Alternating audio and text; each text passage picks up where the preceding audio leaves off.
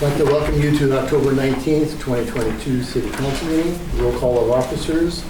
We have Dee Cragen by phone, Jason Upchurch, Heather Newsom, Caleb Stapp, Naomi Diaz, City Clerk Treasurer Debbie Cragen. Tonight's invocation is by Tim White at Tri-County Christian Center. You have the floor, sir. Okay. Thank you. Let's pray. Heavenly Father, we thank you for just the fact that we get to live here and know these wonderful people that make up our town and this region. Father, I just pray that this might be a place, and this council, decisions made here things like that truth and common sense would prevail, that patience and compassion would characterize our town and our relationships. We would have the courage to stand as well as the courage to listen to others. That Deer Park would be known as a place where divisions are healed and disagreements are worked through, and that your blessing and your presence rests upon our town and our region, that all might be blessed. And I just thank you for this in Jesus' name, amen. Amen. I pledge allegiance to the flag of the United States of America and to the republic for which it stands, one nation, under God, indivisible, with liberty and justice for all.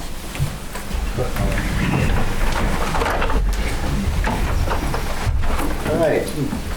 Item 4, approval of agenda. Make a motion to approve. I'll second. We have a motion second. Any comments or questions on the council? All in favor? Aye. Aye. Motion carried. Aye. Item 5, approval of October 5th, 2022 regular council meeting minutes and October 12th, 2022 budget planning minutes. Motion to approve. I'll second. Okay, we have a motion and second. Any comments or questions by the council? All in favor? Aye. Motion carried. Aye. Item 6, new business. Letter A, Community Development Block Grant.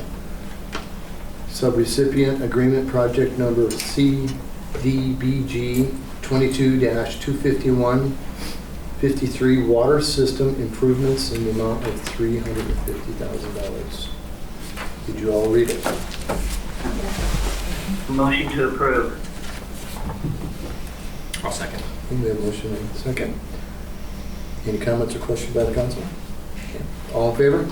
Aye. Aye. Motion carried. Item B under new business is Deer Park Chamber of Commerce, overview of chamber activities 2022. Mr. Costello, you have the floor. Yeah, thanks, Mayor. So our president, Josh, was not able to be here today, so I'm filling in as the vice president. I'd like to read his letter out to all of our members in the city, just about our activities for 2022. The past year has been one of change and growth within the Chamber of Commerce and the Board of Directors. While much of the growth has come in direct correlation to the growth of our community, there has also been positive development in our engagement and relationship with our members and the business community at large. The Board of Directors has been diligent in their efforts to improve our offering and continues to work towards our mission to create an environment that facilitates relationships through networking, delivering relevant information by the best means possible, and working to remove hurdles that hinder the development and growth of business. The number of interactions has increased this year based on phone calls, email, lunch and event registration, and memberships. Many new businesses have opened in our community, and we're proud to have enrolled more than 20 new businesses to the Chamber. This reflects a significant increase over last year as we had a net loss coming out of the pandemic era. This trend is expected to continue based on feedback from our committees and the referrals of our members. Our website is new from the proverbial ground up, and while our data and migration is ongoing, we anticipate a significant increase in our ability to connect with members, citizens, the business community, and tourists. The new online tools we are investing in will allow us to increase our online presence and boost interactions for the entire community across social media outlets, our members' web pages, and aggregated community calendar. Most significant has been the closure of a hotspot and the relocation to City Hall. We are hopeful that this move will continue to be fruitful both financially and in our relationship with the City of Deer Park as we work together to support our small businesses. We continue to maintain the digital sign as part of our tourism plan, and we'll also be making improvements on our job fair, which will now be an annual event. We'll be partnering with Deer Park High School for the 2023 job fair and look forward to a great turnout. As we move into the fourth quarter of 2022, we are currently preparing to address the year-end needs and the recruitment of new members for the board of directors. We have secured multiple commitments and expect a smooth transition to 2023. I have a question. Sure. What was your main reason for moving back to City Hall? Many reasons. I mean, the good thing about the chamber is that we get a new set of eyes every year. Half of our membership board gets renewed its 2-year commitment. So we either have 4 or 5 seats open every year. And one of the first things our new board this year did is we looked at our books, got a new set of eyes on it, and Build a Hotspot is a great concept. It was bleeding the chamber. I mean, we were not making any money on it. And we made the business decision that the chamber should not be running a business. We should be assisting our community in our business community and helping businesses grow, bring new businesses to town. And, I was part of the chamber whenever we moved out of here, and looking back on it, definitely was a mistake. That's why we're back here. Josh had mentioned at one of our board meetings, being at Caleb's grand opening in Chewelah, and the partnership that the city of Chewelah and the board of directors had. And that's something that we just want to improve our relationship with the city. And Tim, you've been great at being at the grand openings that we've had so far this year. So outside of chickens, the number one thing our citizens ask for are, grocery store, retail outlets, things like that. And, I think it's you guys creating the infrastructure and the things that need to have that in place, and our chamber helping recruit new businesses and getting people to invest in our community is something that we all need to start working together. So bottom line is that we weren't making any money on it, and we wanted to have a better relationship with the city and kind of partner up with our business community. So Thank you. Anybody have any questions? No questions, but a comment, just Okay. Observing over the last year, I've really appreciated what this board of directors has been doing. yeah, we've got a good group. I know it's been hard. Yeah. So, thank you guys. Any comments by the citizens? No. Thank you, sir. Oh, whoops, Jason has one. Yeah. Just, so I come into contact with people all the time. They're looking for jobs, that sort of thing. Is there any sort of job board? And I don't know if there's a Chamber of Commerce Good team. question. We have talked about it. I mean, outside of people posting on Yokes, but we've talked about possibly partnering with the Gazette or some of the local newspapers to get something like a Deer Park actual job board. And that came up whenever we decided to have that job fair this year. Yeah. Turnout wasn't great for it. It was our first year doing it, coming off the pandemic. So that's something that we continue to grow, because there's going to be more jobs created in this town with everything coming. So yeah, we'll do something. And maybe you can get the library interested. Yeah, the library, and we're partnering with the library too with Small Business Saturdays coming up here that Saturday after Thanksgiving. So Yeah, great, thank you. and like I said, we are looking for new board members. I think we have 5 seats coming up. If there's any business leaders or in this community that would like to join, we'd be happy to have you guys. So thank you. Next item, C, Christmas tree lighting, Casey Longley, Deer Park Chamber of Commerce. Casey, you have the floor. Thank you. I'm going to pass this out to you all for now. I made more than enough copies, so in light of, it's been an interesting year for me as well, being on the board with the chamber, and learned a lot, that's for sure. And I really appreciated your words about the idea of healing and unity. And that's one of the things that I really wanted to create a vision for. This is really actually more of a vision for what I could see potential for what we can do with our Christmas tree lighting event. What I actually see that event as personally is something that kicks off the holiday season, particularly Christmas. And that to me means healing, restoration, and unification. And I see this as being something that we could expand upon in the future, and something that we could tie together with Winterfest, to help promote Winterfest as well. I think it's a mechanism by which we can build up our community and our individuals within our community, as well as our businesses. Obviously, one of the reasons why we do business is to create revenue as well. And so I see that this is an opportunity to build an event that will eventually do that as well too. So as a chamber, we just met. This has been really short notice. So what I've compiled, Caleb got me on the roster on Friday, so I was just like, I've been scrambling to put this together the last couple of days. I've got quite a bit of research into this, trying to find sources and for lighting and for all of this kind of stuff. So back up real quick. My background, I've been working in the entertainment industry for 12 years. I've built shows in New York, LA, Colorado, Utah, Wyoming, Texas, I mean Florida, all over the country. I have been involved with lighting quite a bit as well too, obviously. I've actually even done Christmas themed things of a much higher scale, but I don't want to come into here saying, well, this is the way everybody else does it. I'm also a hometown guy. I mean, I love this community. I really love this community. And so I want to take what I know and utilize that to the best of my abilities to keep things within reason and budget, but to maximize what I think we can do, and also create a framework by which, frankly, it doesn't dump everything on Brad. You know, we need to have something that isn't just me showing what I can do, but Deer Park showing what it can do. It's not about me. And if I go away, then what do you do? So, talking with Brad and talking with you, Tim, and other people in the community, we know that we have some issues with how the lighting actually works. One of the complications is we don't have the power that we need. We have old lights. We have old fixtures running up and down Main Street. One of the other things is that Avista, they're the ones that we know. They're the ones that have the boom truck. It's their resources that hang light fixtures. It's their resources that actually hang the tree lights itself too. We have, in order for the city to do something like that, you have insurance issues, you have all kinds of complications. It gets convoluted pretty quickly. One of the other things is that Avista has been systematically burying their the power poles under the ground. So here in a few years, it's very likely when we won't even be able to hang them on poles anymore. So there's that reality too. I have reached out, I've gotten estimates back, trying to keep in scope what the lighting actually would cost. My suggestion is that we can't do it all this year, just to be clear. What I'm actually proposing is a phased in, at least 3-year plan. We can do some of it this year. I found some reasonable solutions to be able to accommodate the lack of power. I think that the technology and the quality of solar-powered small LED lighting, not the fairy lights, those are terrible, but I mean actually like small-powered LED lighting. We can wrap the base of all of the trees on the City Hall property.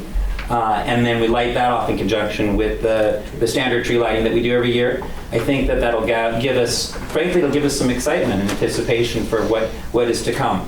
I think that's a reasonable cost that we can do. The other thing that we could potentially do would be really difficult, but I could work with Brad. He could show me how many of those hangings that we have that need to be hung. I know that they don't hang all of them along Main Street, but we could take the select ones that we want. Those can be refurbished. The fact is, I mean, I do that for a living, right? So, I mean, I can strip those down, paint them, refurbish them, and I can do it for a fraction of the cost. Those street hangings run up to about $1,000 a piece, just so you know. You know. So if we did all 20 of them, that's $20,000 and stuff that gets hung. And then in 5 years, we got no more poles and we can't hang them anymore. So, that's an option as well too. I think that we can pick some of those things and tackle that this year. I would say that what I would request is that within the line item for next year, possibly, maybe look at running power out to what we actually really need to solve the problem is we need to run power to the base of the main Christmas tree as well as any other trees that we're going to have any other lighting. And I don't think that that's exorbitantly expensive, but it needs to be something that's planned for. And then in the long-term future, what I would recommend is that we actually move towards hiring a subcontractor that actually does the lighting. The advantage to that is that we don't have storage, we don't have maintenance, and we can change the colors. And we can just say, yeah, this year let's do blue and white. Let's do whatever theme, right? I think all of those things are really feasible. What it does is solves the problem of wear and tear, solves the problem of overburden on any of our city employees, or it also solves the problem of being able to create a system for the lighting in particular to be able to pass it on to somebody else to handle. So basically just say, okay, call the guy, you know. The other thing is that when we sign a multi-year contract, say like 3-4 years, the price drops substantially. So that's actually quite beneficial. The numbers that you see on the back of there, those are super rough numbers. I mean, I scrambled to try to put this together. If we were to actually create a budget and a system to work this out, we would actually have to do more preliminary work. What I would propose for this year to tackle the immediate lights underneath the trees here. That would be probably a 2-year plan because I could reuse them for next year. That's that $4,000 cost to be able to do that. That would include the labor, installation, light purchases. And that would be, that would last basically about 2, maybe 3 years if we're lucky out of those. So that kind of gives you an idea. But it would also rely on, probably next year, it would probably rely on volunteerism to be able to reinstall them. And we'll probably have to store them. But what else?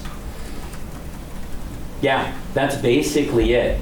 As far as the tree lighting ceremony itself, the chamber, we have our plans for that, of course. We're laying all we had a meeting on that on Monday, so we have a very clear vision as far as what that's going to look like.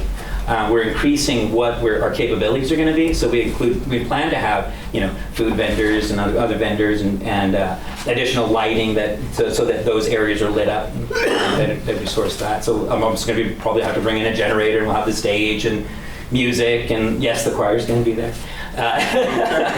And all of those things are being taken into concern. So the chamber's going to be covering those expenditures. And then basically this is a plan for what I see as the city and the chamber working together to create a unified event that encourages unity amongst the community. I would hope that over the next few years we could even begin to draw in boosters and other groups within the community to really truly create a unified Christmas for Deer Park. And that really is truly what our heart is. So when we say hometown, their theme this year is actually Hometown Christmas. And I think that's really what the heart is. I think that's pretty useful. So there really isn't much of a quote unquote budget for you guys to address as much as saying, this is the vision. And then we can talk about, how much we can pound out those numbers. Like I said, I've got a lot of time wrapped up into this just to get to this stage. And the real question is, it gives you an idea of how much we'd be looking at for like this year, next year, and the following year. So I think that's it. Any questions? Yes. Questions? What's the timeline we need to act on? Do you need some sort of answer tonight? No. Next council meeting? No, next council meeting. I got to fly to Miami on Sunday for a show, so I don't get back until the 7th anyway. So that would be on my personal note. We can let the chamber know. That's not a big deal either. If you wanted me personally to be able to restore any of the streetlight fixtures, I think that would be, honestly, I think that would be the fastest mechanism. Ordering new ones is we're too late. And we're too late in the year to do a lot, to be honest. We can't order them this year. That's not a reality. The cheapest option is, frankly, I don't know, pick 15 of them or 10 of them and I'll refurbish them and, whatever, throw new lights on them and Bob's your uncle. So, but as far as the other lights, it's basically I just need enough time to order them for this year. And you would work with Brad. I'd let Brad know what I'm doing. So yeah, but that's basically it. The only other thing is, I guess I would basically be picking the colors. I think I would probably talk with you guys, and I don't really have an idea as to who would want what colors. So maybe that would be, I don't have a mechanism by which somebody decides what colors you want. You want these 5 to agree on? Maybe not. Fine. Just let Shannon on the chamber know. Yeah. We would probably within the chamber take care of that ourselves and just say, these are the pretty colors. I think it'll look nice. So is the ask for this year 4,000 to do the 12 trees? To do the trees, yes. That would be that ask, yes. And then if you wanted to add to that with any of the ornamental structures that hang along the street itself, I would be able to refurbish those for like $350 a piece. Brad, how does that work with your guys? What they do? Do you have a Christmas light budget? I think I remember seeing that. I think there's $1,000 in the budget for Christmas lights. And it's just basically that is just in there every year to buy bulbs and extension cords and whatever we need. Is what's in there. Yeah, I don't think that I would be touching that because you're going to need that for the tree itself, I would assume. Could be, yeah. It just depends on what we have to buy. Yeah, so this would be beyond that. And so is my understanding that with the 4,000, that gets the lights, and then the chamber would take care of putting it all together. And do you see any difficulties with that or concerns? No. I mean, like I've talked with Casey, the only, and he has a pretty good plan. The struggle we have had with other groups that take on something like this, they have a great plan in the beginning, and then 2-3 years down the road, they run off and it's me and my guys. It's and it's a very unseen this time of year for us, because, you know, I think the Christmas tree lighting's what, December 3rd? Yeah. This year? First Saturday of the month. Yeah, so if it turns into a big ordeal and we're plowing snow, we plow snow before we put up Christmas lights. So, and it's an unknown. You know, what we do now, we can do in one day. Avista shows up, they hang the lights out here, we hang the Christmas trees. Our other group of guys take the loader and put one of their guys in the basket and we go hang the lights. So it's a one day, one and done deal and everything's up. Yeah, and I don't think I would interfere with that at all, other than if we wanted to refurbish some of those pole hangings, then I would have to have those done prior to. So, or, you know, we can always get the Christmas tree lights up, Fair so enough. they're good to go. Yeah. So if we do have a little hiccup, we can come back later and put the ones on Sure. the poles. sure. When do those go up? Do you know? Well, we try to get them up. We try not to have them up too long before, you know, the Christmas tree lighting. We usually do it a week or so in advance. Yeah, so that would be fine. That would give me about 2.5 weeks to get that done. I think that's pretty reasonable. Depending on the quantity, I don't think I could tackle all 20 of them, but I don't know. I don't think you're hanging on 20 of them. Are you? No, I think I was trying to count. I think there's about 15 of them. Yeah. Okay. So that would be.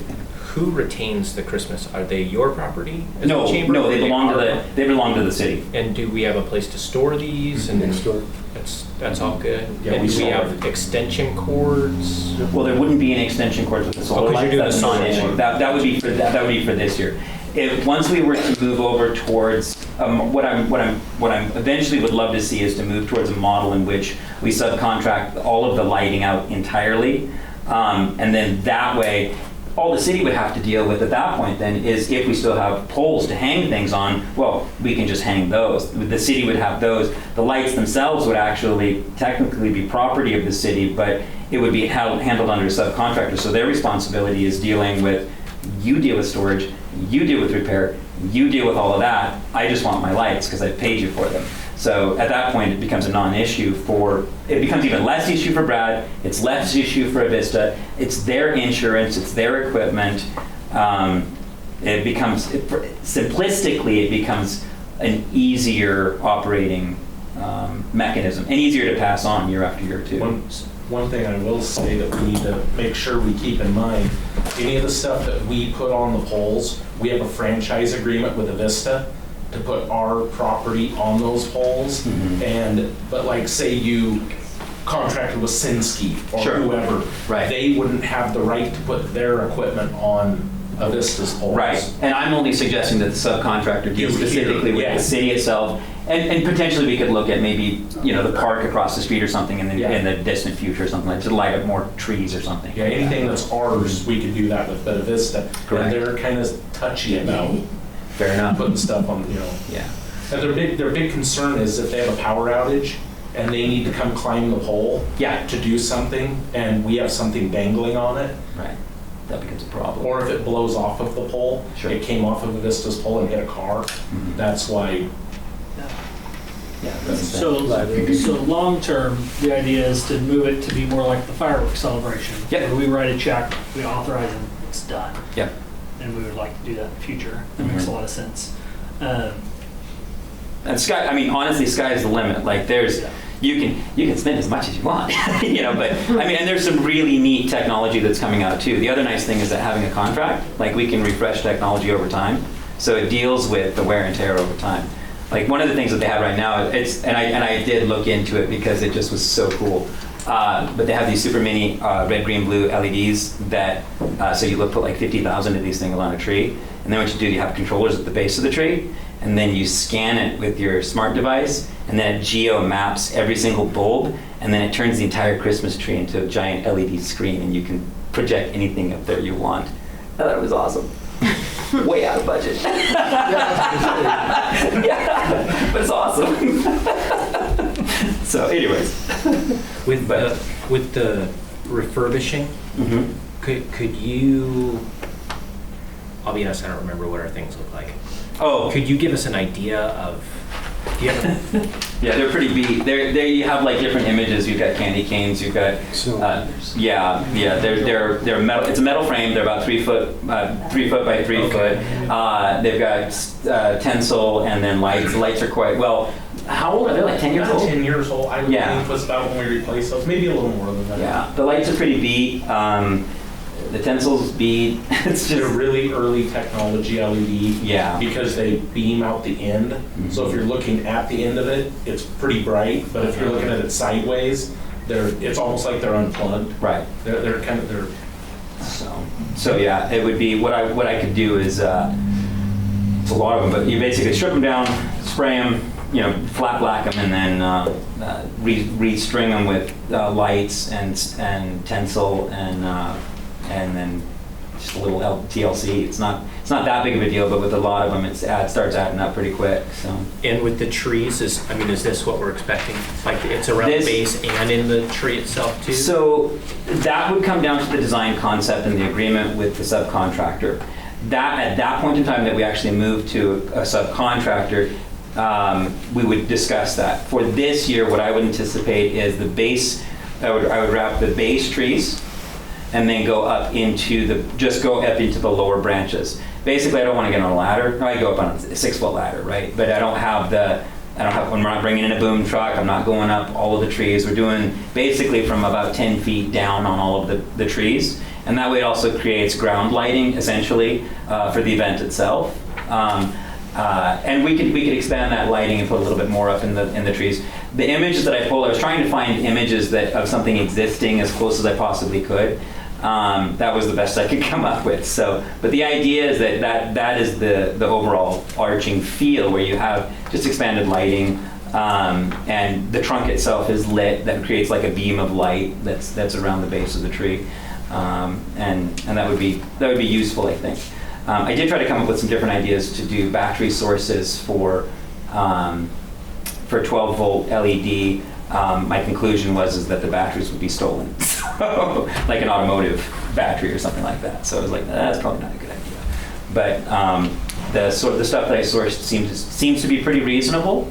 And the only thing that you'll actually see would be around the base of it. There's basically small solar panels that you don't even notice them. They're just right there. So yeah. Do we put this on the agenda for next time to take action on it, so we have time to think about it? Do you want Well, us to I take think we action have tonight? Brad and Casey's got to work together here a little bit before we make some decisions. Okay. Don't you agree? well, we should do a little deeper digging, yeah. Yeah. Oh yeah. I had since last Friday. I've got about 25 hours in research and calling and getting back with folks and stuff like that. So yeah, there's certainly some more research that we can do. But yeah, it's sourcing good quality solar powered lights. That is the rub. It's a tough one. That's the tough one, correct. So I've actually, on my own, I've ordered some just to try them out, see what does what. So I mean, we certainly are still at the exploratory phase. And to be fair, like I wouldn't want you to go ahead and approve something that isn't going to be useful, right? That's not where we're at right now. But I think that if we can pull this off, I think that it will work. The tech seems like it'll work. All my preliminary research indicates that it would work to do some solar initially, and then we could phase it up. I'll find out here in the next couple weeks. So I would like to see a planned investment, if we can still tweak next year's budget, since we haven't voted on it, to do 10 or 15,000 towards enhancing that celebration and city property. I'm not as much concerned about the poles around town, because that does sound a little bit more complicated, and I've never seen what various cities have done. I've never found it particularly impressive myself, but I like the idea of doing a lot more lights here. And so running the power out there and doing those things, I think that would be worth an investment next year. Yeah. As part of the budget. And I also do think that you could also look in the long term too of being able to, you got the fire department too. You've got all the trees in the park right across the street. I think I'm pointing in the right direction. We're there. Sorry. But you have a mechanism by which you can light up both sides of the street, creating a a homogeneous feel as you drive through the town. You know, I think that's useful. In addition to that, the chambers also we're going to be pushing and promoting that businesses light up their storefronts as well too. You know, that's going to be useful. So again, it's not just the city. It is the businesses, the city, any other organizations, the chamber itself. All of it is quite literally a mechanism by which I think that we can continue to push towards a unified Deer Park, which ultimately isn't that the goal? Like that's really what we're trying to do. You know, we want to be on the same team, and I think that's the direction that we're going. I think that's worthwhile.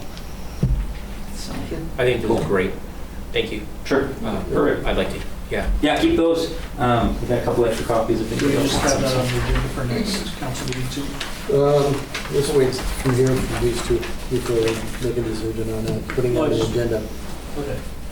I just would worry. Because this year, nothing's going to happen. 23, 22. We're looking at 23. Well, we could, Well- yeah, I mean, we could do the 4,000 for the lights here at the city hall on the trees. You could do the solar LEDs potentially if I can source proper lights. That's a 2-year stopgap basically, and that's a 2-year expense. That would last us for basically 2 years for around the bases of the trees. That's that's really part of what this proposal is. So tonight's ask for this year would be 4,000-ish. But If I can source proper lights that'll be effective. Like I'm not gonna say, yeah, give me $4,000 and give you a bunch of garbage. Right. Like that's not what I'm saying. Right. But that's what I think would be useful as part of the festival. And maybe not. Yeah, and see, to me, that decision would have to be made at the first meeting in November to give a month for ordering. And that, yeah, that's why I would like to see that. Likewise. Does that make Yeah, sense? so I think, Am I I clear? think we would love to see a sample of the lights and then a Okay. specific, I mean, if $4,000 is close enough, that's great, but a specific number for the lights that we would need for this year. Sure. And if we can do that by next council meeting, then Sure. we can take action on that. I'll do the line share, that grunt work, and I'll just run it by you once they come up with something. That way I don't want to, I know you're busy too. So, yeah, that's good. All right, cool. Thank you. Sure. Thank you, Keith. Next up, item 7, resolutions. Letter A, resolution 2022-011, IT policy. Make a motion to approve it. Okay. Is there a second? I second. We have a motion and a second. Comments or questions by the council? I have a list, but I'll wait and see if anybody else wants to jump in. I had kind of a list too. I was wondering actually if we could have a little bit more time, maybe postpone the vote on this till next time, because I had some questions about permissible email use, whether it's permissible to use city property to do personal email stuff. There was also a portion where it said it was kind of basically, maybe I'm going to misunderstand, but it was up to the individual user to track all of their emails and data usage, and I think that seems like asking for trouble. That seems like we're policing ourselves, which is not good. Okay, so we're not. Oh, okay. We have Office 365. Okay. Is our emails, entails that. So Vision archives the emails because they go through our server. Okay, so they take care of the emails. What we're responsible for is when the email hits our desk, that it doesn't get deleted, or if it's just junk, it goes into our delete folder, but not totally deleted. And those things that need to go to different folders, that we get them over to the folder, and that's exactly what we do. The other question that I had, and this is where the issue on number 8, text and instant message use. I'd like to do some more research on that. I have people text me and message me all the time about city-related things. Some of these are just random citizens. Some of these are friends. I don't know how I text you, you text me, I've texted both of you, we'd be in violation of this policy. Like, we can't talk about any, my understanding is that we would not be able to do anything based on phones. So I'd just like to see if there are other things that are out there that might be a more reasonable thing. If there's an app that we could use that would screen those things and save those things, or I don't know. But I'd like maybe 2 more weeks to do a little research. Clarification for that. Yeah. So, I don't know, why didn't you do your research when you got the paper? because sometimes it takes more than sometimes it takes more than a few days to do research like this, Dee. That's why. But I know it takes time, but you can be persistent. When we have a city attorney that's written it, the auditors approve it, IT, oh shoot, or, vision. yeah. Vision, thank you. Right. They have approved it, everybody's approved it, but you're questioning. Dee, they've had 2 months since we've Yeah. asked for a policy, and we've just seen this last Friday. Well, So- run through different fields. So I think it's not unreasonable to ask for a little bit more time, ma'am. But I think it is. I think it's time to get it done and move on. You ready for my list?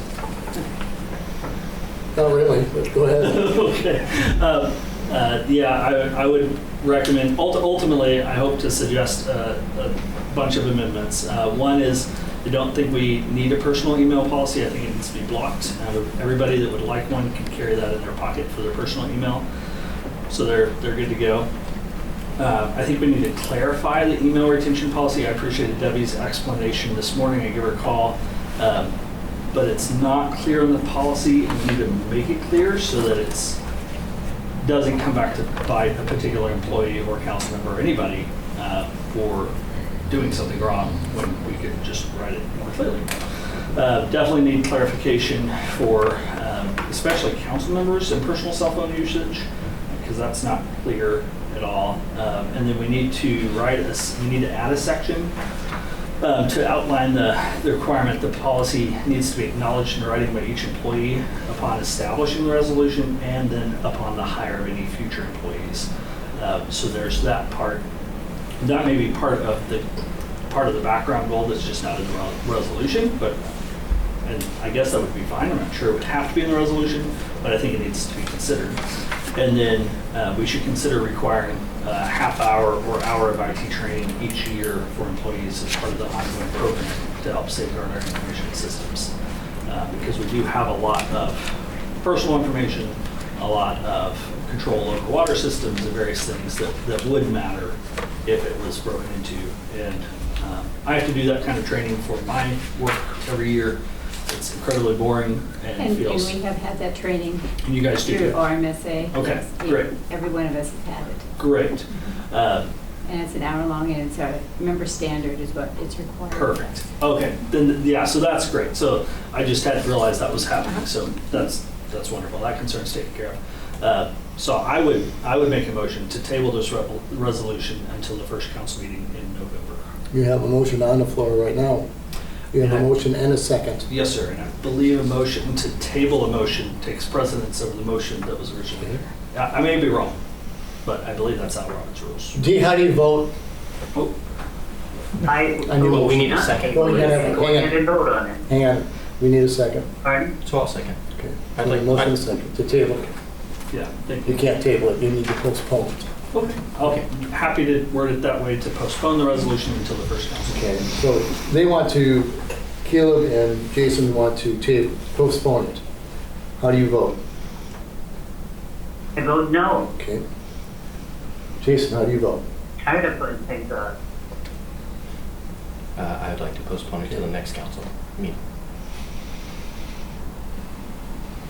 Heather, I vote no. Caleb, Yes. Naomi, No. motion denied. Now we'll go back to the original one. That's great. Okay. So this is an acceptance of Resolution 2022-011. Dee Cragen, how do you vote? I vote yes. Jason? I vote no. Heather? Yes. Caleb? No. Naomi? Yes. Okay. Motion passed. Moving on, number 8, ordinances. Letter A, ordinance 2022-1008, zoning map amendment changing classification from R2A to R3A, Lifestyle Homes LLC. Third reading. I need a motion.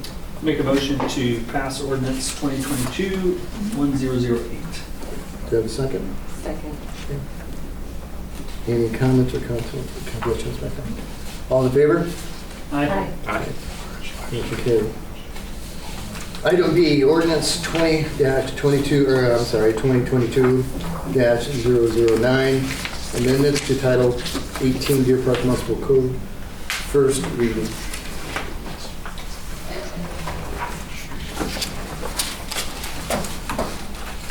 I make a motion to, well, do we need a motion on the first reading? No. We can move it to second. Okay, thank you, sorry. I did have some questions on it. Should we save those until Roger's here? Yes, Yeah, and you he can- said if you do have questions, call him before the next meeting. Okay, So, that's great. They're not anything big. okay, so we're moving on to the second reading. Item 9, consent agenda. Letter A, approval of voucher claim check numbers 4635 through 4667 in the amount of $146,306.86 for the first half of October 2022. Item B, Deer Park Airport Lease Agreement, Lot 22, Matt McKay. Item C, Deer Park Airport Lease Agreement, Lot 15B, Liberty Aviation LLC. And letter D, Deer Park Airport Surplus Equipment Designation. I make a motion to approve the consent agenda. We have a motion and a second. Any comments or questions by the council? All in favor? Aye. Motion carried. Aye. You're a little late. Next up, item, Early. you are. I said aye. Okay, I'm kidding you. Okay, item 10, item 10, reported departments. Brad, we'll start with you. Okay. I hate to say this, but we're getting ready for winter. We are, all the sprinklers are blown out. We're getting our street salt and sand hauled in. That started today. Bathrooms are going to stay open in the parks as long as we can. We'll just see what the weather does. They're all still open right now. And last, the playground equipment at Country Club Park. Other than the border that we're going to do in the spring, it's all done, and it has been busy, like loaded busy. So, and the other set is on its way. For it, and 4 benches. We ordered 4. They're like over the swimming pool. They're the metal expanded with the coating on them. So we'll put those around, a couple of them up there and a couple wherever we park the next one at. We'll pour them right into the curving. So yeah, thank you. Just get ready for winter. Daryl, you're up. Well, we had the public input hearing or meeting this evening for the master plan update at the airport. We had a fabulous turnout. JUB, who attends a lot of these, said typically they see maybe 5-10 people. A lot of times it's just pilots that show up. I did not see any pilots that I recognized.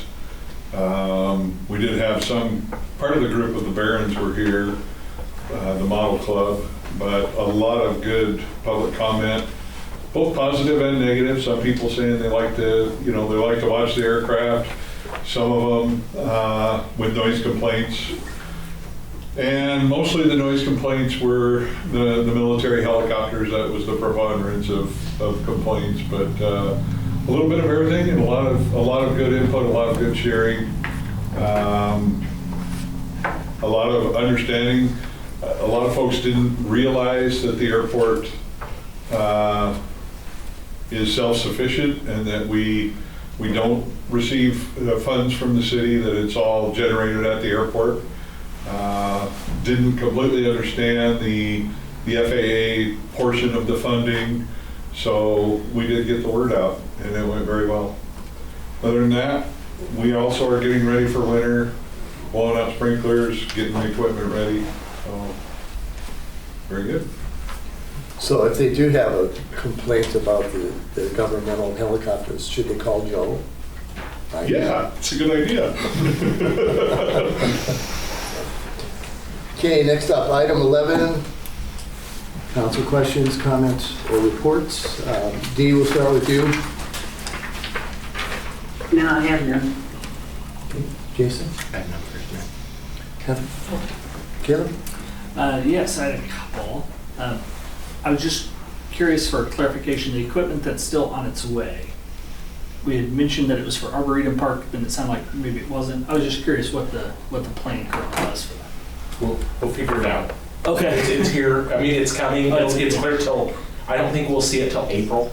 Oh, okay. That's the lead time to get it here. So, we've got lots of other parks, lots of other places, Yeah, so it's universal. It can go, pretty much anywhere, sure. so. One of the questions that him and I have talked about is this second additional playground equipment. We've had such a good turnout and such a good response on Country Club Drive. We may throw it there. Okay. But it's exactly the same, right? No. No, it's Oh, it's not. actually, Oh, okay. I've never seen them. it looks, I ordered it so that it matches as far as the color. Oh, But okay. the set itself is big. You can only make playground equipment so many ways, but it is a totally different set than what's there. You Okay. can only bend the slide so many ways. Thank you. Yeah, I think I just misunderstood the Well, comment. what you did was, we had ordered 2, Yes, and they dropped the ball on the second set. Oh, I see. Okay. yeah. So I ordered this set through a place called Playland. They're over in Sequim, Washington now. They're a Washington company. Sure. But everybody's about the same lead time. Is it a similar like age Yes. style for that? Because it seems a little bit younger in the age range for the one that's there now. Is it the same for the second one? Yeah, it's about the same age. Okay. I think it's 4 to 14. Oh. I think, or 4 to 12 is the range. I think it's 4 to 12 is Okay. what they call those. Okay. I did have 2 moms reach out. Mayor Kim, Yes? Mayor Kim, your code enforcement and building inspector is ready to report to the department. I forgot you. You did? I did, I'm sorry, but hang on a second. Hang on. I figured I'd speak up. You should. Hang on a second. I'll call you when I'm ready. I did have Okay. two local moms reach out and say they would appreciate the Arboretum not getting a play set, which was surprising. But they like having one park that's just nature and no playground so that their kids have to play with the grass and the trees and the bushes and Green space. green space. So I thought that was kind of fascinating. I did check with them and they did both say that it would be very helpful to have a bathroom there. I know installing one should be a multi-year plan budget-wise. I was curious about the pricing for porta potty. To have one there in the summer at the same time, we have bathrooms open in other parks. I didn't know if that would be a stopgap for a couple of years. It's pretty tough. The problem with porta potties are you have to have them serviced every week, that's no problem. I mean, Ferdinand's or whoever anybody wanted to go with, Right. it's kind of out of sight, out of mind up there. They get vandalized. Oh, okay. They get tipped over. kids just do that. Okay. So that's a problem. So to find somebody that wants to put one up there that's kind of I know Bob Perdyman he's pretty selective about where he'll put his. Okay. But I mean, getting a bathroom up there would be great. And so. I think that would be great if you could maybe add that to your budget agenda for next year to see if we can work that in, because it just seems reasonable. And then the other one was a comment, somebody asked me this week about the disc golf course and if the improvements had been made, and I realized I didn't know. And so then I told them to tell me, and they said no. So I was just curious where we at on tee boxes and signs and guideposts and being able to do all that. Well, I mean, I don't know if you want me to speak up, but I mean, if the property that you guys are dealing with the school, it's on there. Gotcha. The disc golf course is on that, Okay, so, that's great. yeah. I got it. Thanks. Appreciate it. Yeah, that's great. That's all I have. You good? Thank you. Naomi? Nothing. Item 12, interested citizens, oral communications, requests, comments from the audience on unrelated agenda items. Richie, you're up first. Did you want to talk to your code enforcement guy? You've got Jake again. Yeah, let me throw him under the bus. Code enforcement officer, building inspector, are you there? Yes, sir. Okay, you got the floor. Sorry, Jake. Yeah, no problem. I just wanted to remind the council members and folks that are there to please remind their neighbors about parking on the street as we move into the snow season, and just remind folks, especially those that are new to the area, about the importance of not parking on the street for plow reasons. And with the building, regarding the building, you'll see Hayden Homes is still trying to do planning out as fast as they can to get as many houses up before winter hits as well. So they're really pounding them out. So we've had a lot of inspections in the last couple of weeks with them. So, and that's all I have.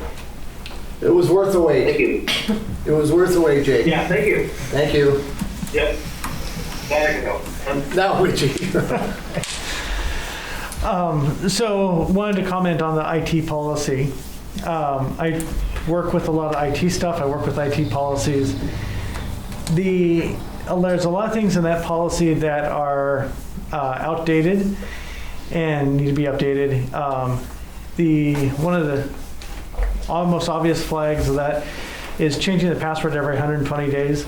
That is an outdated standard. The FTC back in 2016, which they were late to the game, recommended against that. That's something that has been out of standard use for quite a while now. People don't adopt secure passwords when they're changing it on a regular basis. They intend to just use really easy passwords and then increment it. When you change a password on a regular basis, that's more likely to be intercepted at that point than any other time. So we'd really recommend with the IT policy not updating the password on a regular basis like that unless there is a reason that needs to be changed. Using password management tools that the city controls and owns so that if someone leaves, that they can shut off access to the passwords is highly recommended. That's a current IT standard.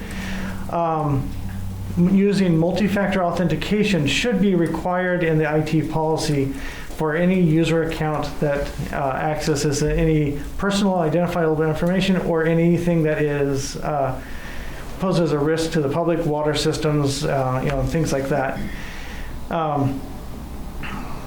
USB devices should just be blocked from being able to access computers unless they have been authorized by IT and are encrypted devices. And that's something that, if you have an IT person here, that's something that they can easily manage. The other thing is the annual training. That is a standard for IT policies. You need to have that written in there.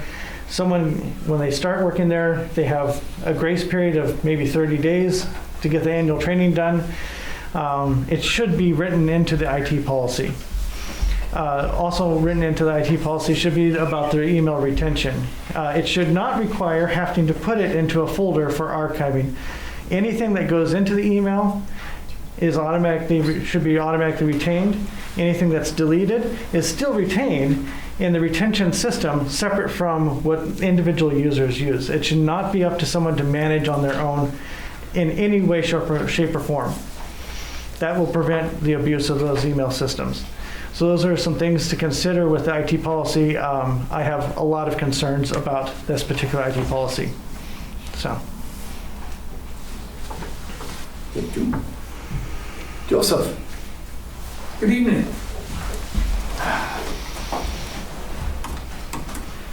So, it's been a noisy summer. think it's been the noisiest summer I've ever dealt with since I lived here. And that's what I'm kind of here to talk about a little bit. I did some digging around in state and local ordinances.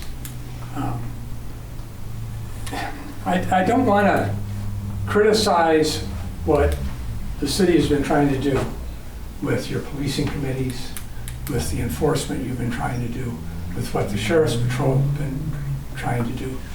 But they're kind of short-handed. And currently we're kind of short-budgeted, and even if you could get more, you know, they're still short-handed. So I went around some of these ordinances, and I'm going to deal with the vehicle noise first, because I think that affects the entire city.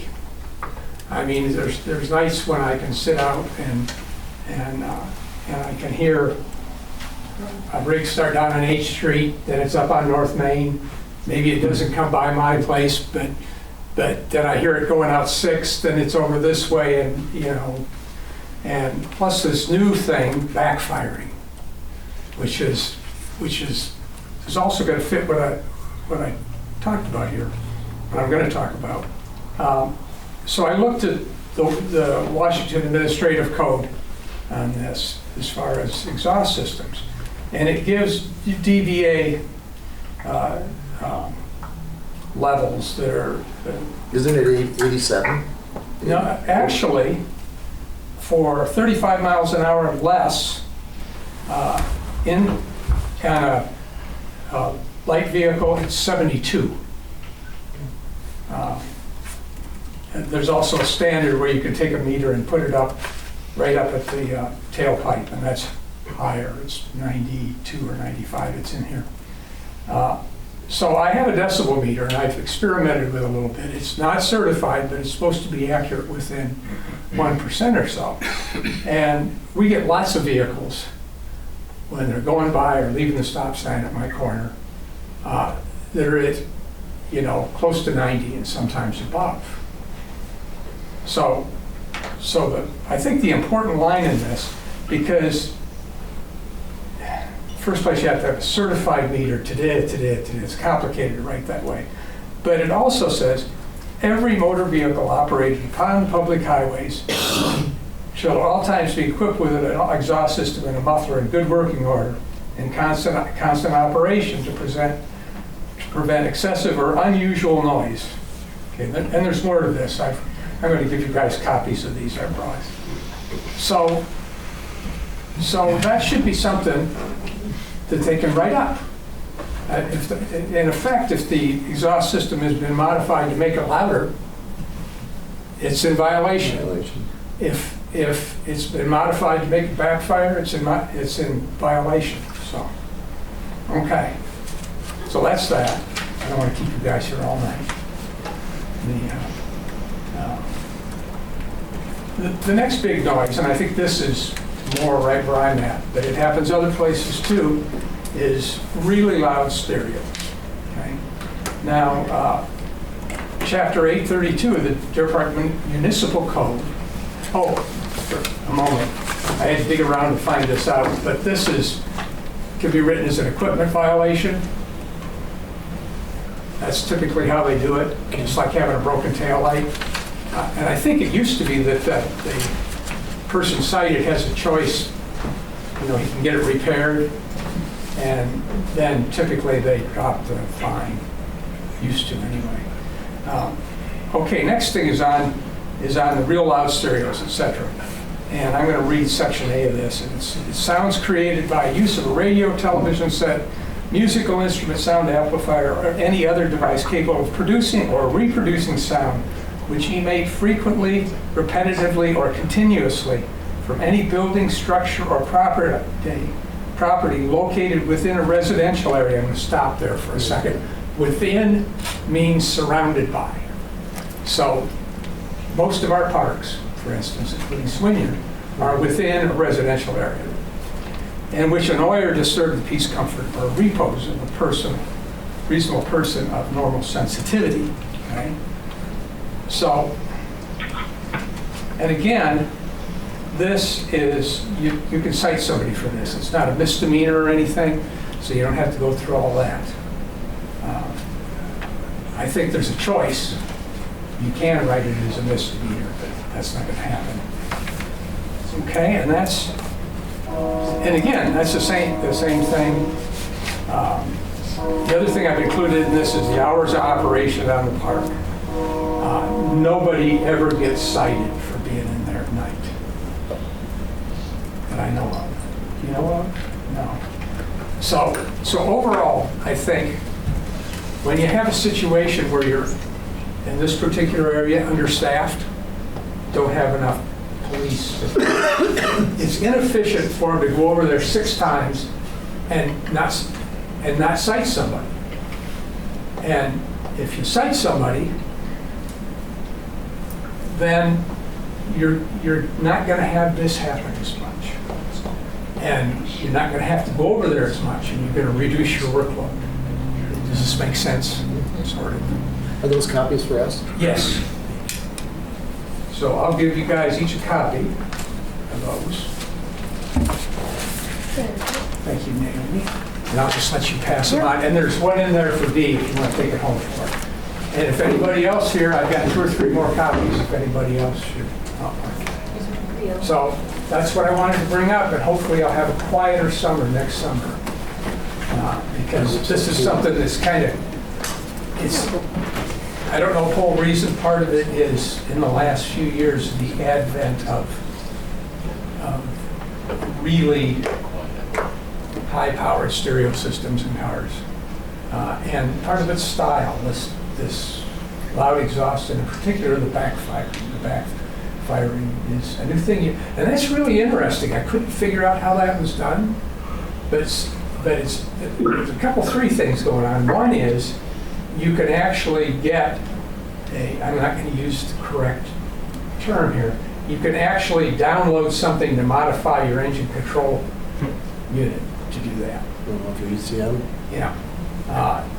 Another thing that happens sometimes is simply that when you've got some of the newer cars, particularly if they're like a semi-performance coupe, backfiring on overrun when you take your foot off the gas is a normal thing, but you don't hear it because of the exhaust system. But if you've got the exhaust system, then it backfires. So you started to ask me something. Yes, sir. It sounds to me like you found the ordinances and the codes that are there in place to help with this, and it's just an enforcement issue. Is that correct? Yes. Okay. Yes. And it's one of those things, same thing that the hours of the park are in there.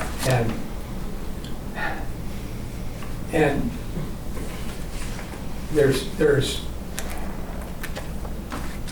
if somebody's there on the swings and it's 9 o'clock at night, that's not nobody's going to call. But there is really no reason for. When I came over here tonight, it was already dark. Park should have been closed. There was 3 cars in the parking lot.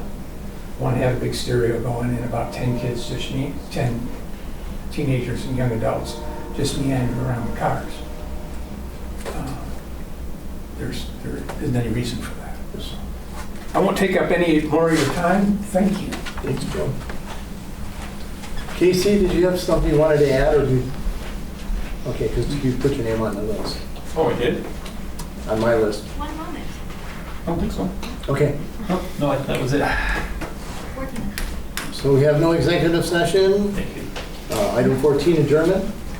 We're adjourned. Thank you all.